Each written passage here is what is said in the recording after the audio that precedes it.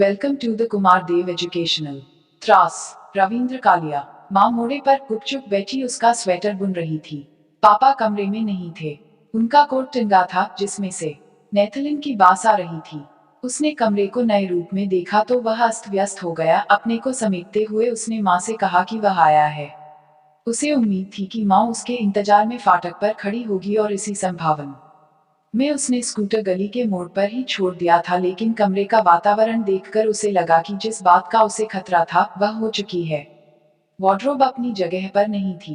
Rack में जूते पड़े थे और किताबें अलमारी में पहुंच गई थीं और माँ फाटक पर इंतजार करने की बजाय बिना चश्मे के मशीन की तरह स्वेटर बुन रही थी।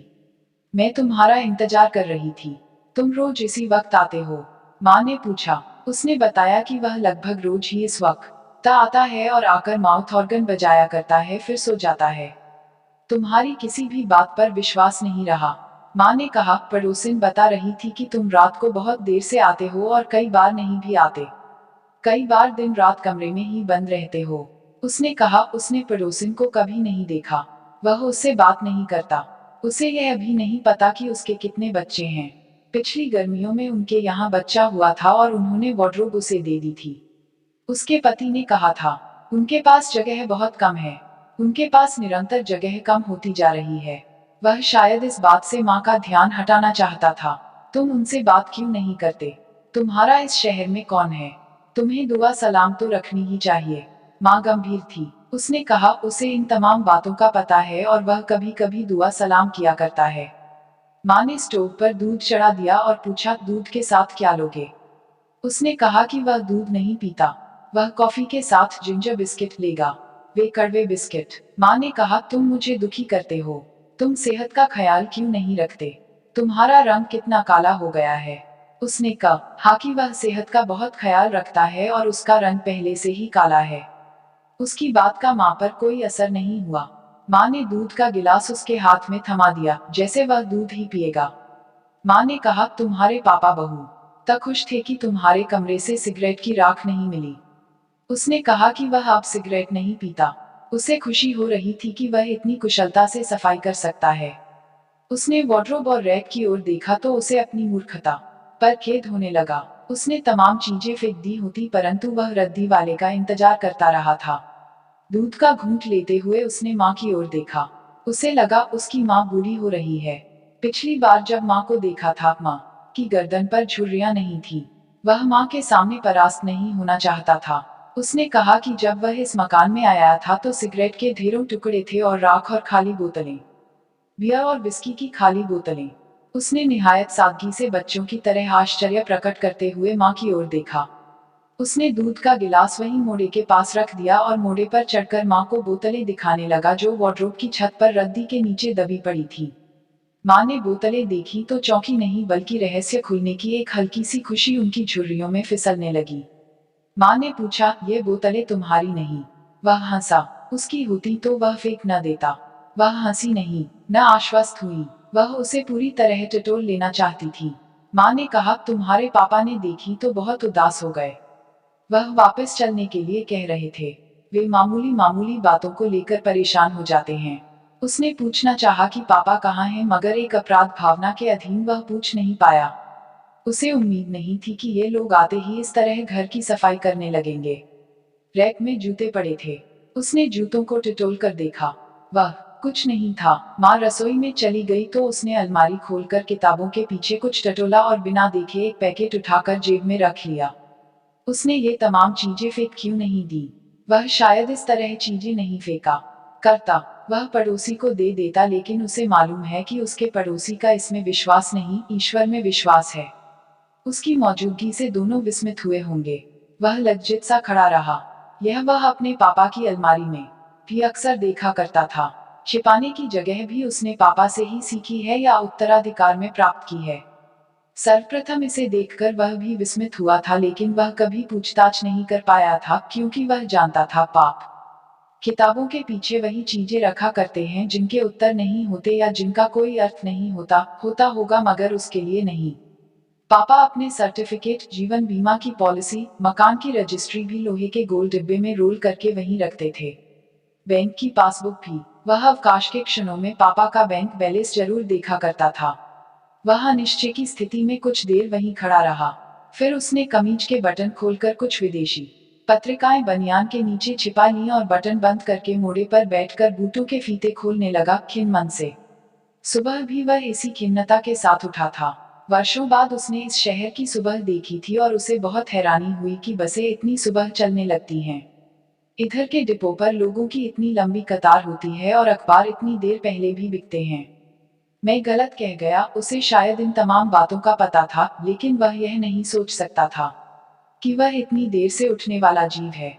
स्टेशन जाने से पहले तक उसे यह एहसास भी नहीं था कि वह अपने घर वालों को रिसीव करने जा रहा है। उत्सुकता विहीन वह प्लेटफॉर्म पर सिगरेट फूंकता रहा और गाड़ी आते देख उसने सिगरेट फेंक दी थी और हाथ धो लिए थे, क्योंकि वह भूला नहीं था कि उसके पापा सिगरेट को अत्यंत गंभीरता से लेते हैं। इसमें कुछ उसका भी दोष था।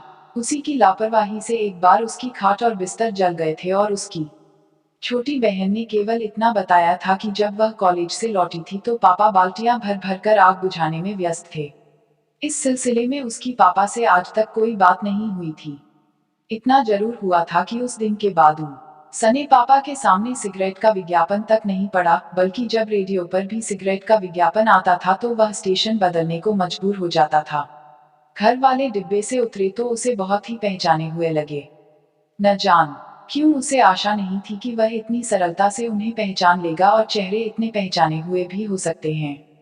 उन्हें नमस्कार करते ही उसे विश्वास हो गया कि उसकी भी माँ है, जिसकी गर्दन के नीचे झुर्रियां पड़ गई हैं और जिसका एक दांत टूट गया है, और जो उसके सिर पर इस तरह इतने अधिकार से हाथ रख सकती है। और उसका एक बाप है, दूसरों के बाप जैसा ही या बाप की कल्पना जैसा, जिसके सर के तमाम बाल सफेद हो गए हैं और जो बार थूक रहा है।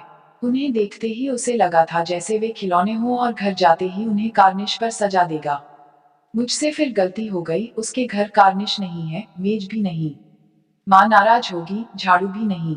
उन से बात करते हुए उसे विश्वास नहीं आ रहा था कि वह इन्हें ही पत्र लिखा करता है और इनके पत्र पढ़कर वह कितनी लापरवाही से जेब में ठूंस लिया करता है।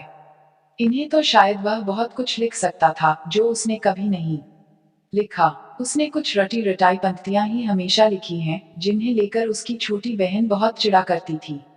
एक ही इबारत के खत और फिर काली स्याही से लिखे हुए। वह अक्सर शिकायत करती। उसकी शिकायत जायज थी। उसकी छोट बहन की शादी न हो गई होती तो उनका इकट्ठे समुद्र देखने का इरादा था। वह मोड़े से उठने लगा तो उसका पैर दूध के गिलास से टकरा गया। गिलास टूट गया और गिलास में कैद दूध के खरगोश फर्श पर लौटने लगे। तुम्हें दूध नहीं पीना था? नहीं पिया, माँ के कमरे में आकर कहा। वह अपने पैर नचाता हुआ खाट की ओर बढ़ गया, खिड़की से बाहर गली की ओर देखने लगा। सामने लगी में बैठी बुढ़िया उसी तरह प्रतीक्षा की मुद्रा में बैठी जाबड़ हिला रही थी। उसने खिड़की की तरफ पीठ कर ली। तुम्हारा किसी से झगड़ा हो गया है? माँ ने पूछा। तुम इतने उदास क्यों हो? उसने कहा कि उसका किसी से झगड़ा नहीं हुआ और वह उदास नहीं है, वह शायद थक गया है। मुझे लगता है हमारे आने से तुम्हें असुविधा हो रही है। उसने कहा कि उनके आने से वह बहुत खुश है और उसे बहुत अच्छा लग रहा है। पड़ोसिन कह रही थी कि उसने तुम्हें कभी हंसते हुए नहीं देखा। माँ ने कहा। उसने कहा कि पड़ोसिन की ओर देखकर उसे कभी हंसी नहीं आई। मुझे लगता है तुम्हें कोई बात कचोट रही है और तुम उसे निरंतर टाले जा रहे हो। किसी लड़की वड़की की तो बात नहीं। माँ उत्सुकता से उसकी ओर देखने लगी। उसने कहा कि वह लड़कियों को लेकर कभी परेशान नहीं रहा। उसे इस बात की खुशी है। पी कौन है? माँ ने कहा। किशोर कुछ बता रहा था। उसने कहा कि किशोर बरसों पुरानी बात करता होगा। तुमने उसे यह भी लिखा था कि तुम बहुत अकेलापन महसूस कर रहे हो। वह आया था और बता रहा था। उसके घर फिर जुड़वा बच्चे हुए हैं।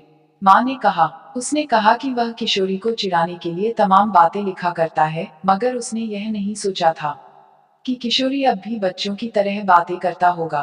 उसे दुख हुआ कि अब वह किशोरी को भी नहीं लिख पाएगा। किशोरी को वह इसलिए लिखता रहा है कि किशोरी उससे सैकड़ों मील दूर है और उसे अच्छा लगता था कि वह आसपास नहीं टूटता, उल्कापात की तरह हजारों मील दूर जाकर बिखरता है। माँ ने सुराही का पानी कमरे में बहा दिया और फिर कपड़े से फर्श पोंछ दिया।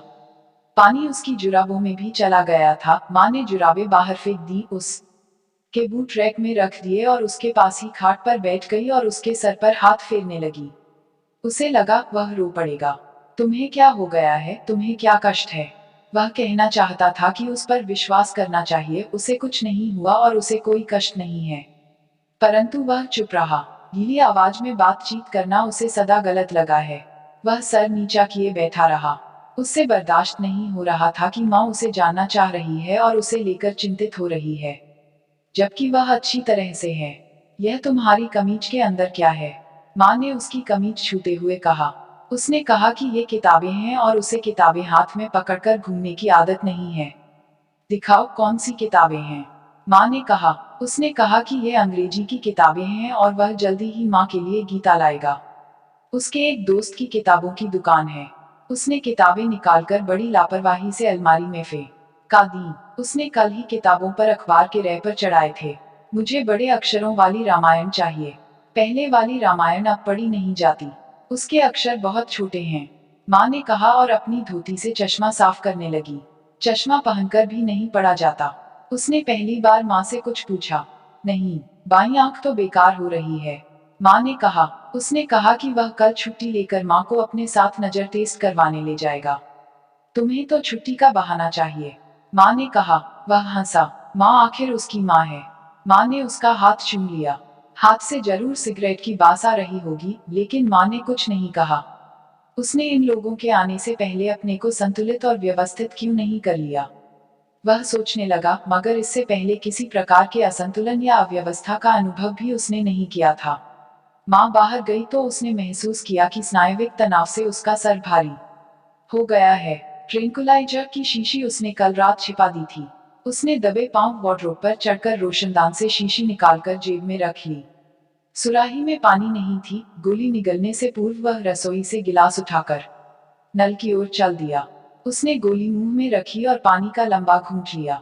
यह तुमने क्या खाया है? उसने पीछे मुड़कर देखा। माँ खुफिया सिपाही की तरह उसके पीछे खड़ी थी। क्या खाया है, बोलो। माँ भय और क्रोध से कांप रही थी। उसने कहा कि उसके सर में दर्द हो रहा था। उसने एनासिन ली है। उसने कांच का गिलास मजबूती से पकड़ा हुआ था। माँ ने उसके हाथ से गिलास ले लिया और आंखें मूंद कर दवा की तरह पानी पिया। फिर नल के नीचे सुराही रख दी, जो वह अपने साथ लाई थी। वह अभियुक्त की तरह कुछ देर वहां खड़ा रहा, फिर माँ के पीछे पीछे कमरे में आ गया। माँ ने अपने पर्स में से कुछ गोलियां निकालकर उसके सामने रख दी और पूछा, ये कैसी गोलियां हैं? ये गोलियां उसकी चिरपरिचित गोलियां थी। जानते हो तुम्हारे बिस्तर में क्या क्या मिला? ये गोलियां, पत्र और पिने। तुमने कभी अपना बिस्तर झाड़ा है? माँ के होंठ फड़फड़ा रहे थे। उसने कहा कि वह बिस्तर नहीं, कभी कभी चादर झाड़ा करता है और उसने आज सुबह ही नई शीट बिछाई थी। ये कौन सी गोलियां हैं? माँ ने कहा, तुम नहीं बताओगे तो मैं खुद खाकर देख लूंगी। उसने माँ की हथेली से गोलियां उठा ली और बोला कि ये वे गोलियां नहीं हैं जिन्हें खाकर उसके मित्र ने आत्महत्या की थी। ये थकान की गोलियां हैं और उसे एक सरकारी डॉक्टर ने ही लिख कर दी हैं। उसे अब थकान नहीं रहती। अब वह अपनी सेहत का पूरा ख्याल रखता है और दोनों वक्त भोजन करता है। दूध उसे कभी अच्छा नहीं लगा, परंतु उसे उम्मीद है कि वह ओवल्टीन मिलाकर पिएगा तो जरूर पसंद करेगा। वह बोलता जा रहा था और माँ बहुत ही निरीहता से उसकी ओर ताक रही थी, जैसे अपनी आंखों के सामने उसकी मृत्यु देख रही हो।